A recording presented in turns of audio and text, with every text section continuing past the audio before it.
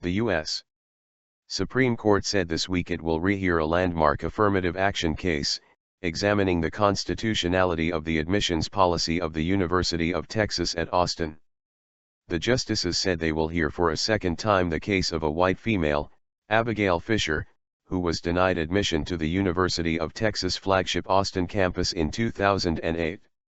She said this was due to school requirements aimed at ensuring diversity and the admission of minority students. Fisher took legal action against the university, and her case went to the Supreme Court in 2013. The High Court at the time sent it to a lower appeals court which again upheld the university's policy. One of many factors. In 2003, the Supreme Court had affirmed that race can be one of many factors considered in student admissions because a majority of the court ruled that there is a compelling interest in having a diverse student body. The decision by the High Court to re-examine the case brought by Fisher has reignited the debate about affirmative action in college admissions. Michael Yockey, Commissioner of the U.S. Civil Rights Commission, said affirmative action is a good thing. I don't think race should ever be a barrier to anyone getting into a university, he said. On the other hand, I think race should be a consideration in terms of balancing a university class. Our nation is stronger when people from diverse cultures and diverse backgrounds can work, live, and study together, Yockey said. It will benefit the society and benefit our future, he added. Tom Fitton, president of Judicial Watch in Washington, D.C., disagrees. He said colleges should make decisions based on merit. Race-based decision-making by colleges in admissions programs is contrary to the law and contrary to the Constitution, Fitton said.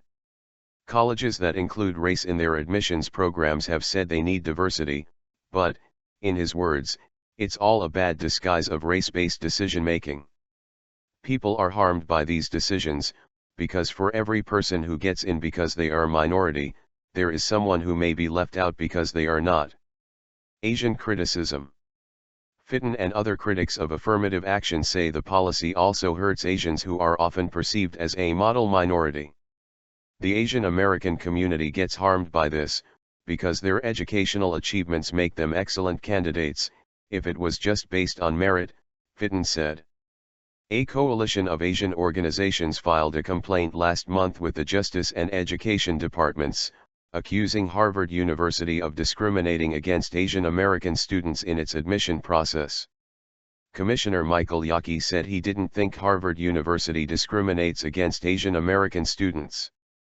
He said the key is whether there is a systemic policy of discrimination against a single group because of their race. If Harvard discriminates against Asians, because they don't want too many Asians, and they set a hard number on how many Asians would get in no matter who would apply, I would have a problem with that, he said. Arguments continue. Abigail Fisher has since attended and graduated from Louisiana State University and now is working at a finance firm. In her case against the University of Texas, the Supreme Court's decision later this year may have profound impact on many others like her. Tom Fitton of Judicial Watch said he hopes the High Court taking up this issue again will lead to the further curtailing of race-based decision-making in college admissions. Michael Yockey of the U.S. Civil Rights Commission said, however, the Supreme Court at least says more strongly that affirmative action, as long as it's not about quotas, is still permissible at the university level.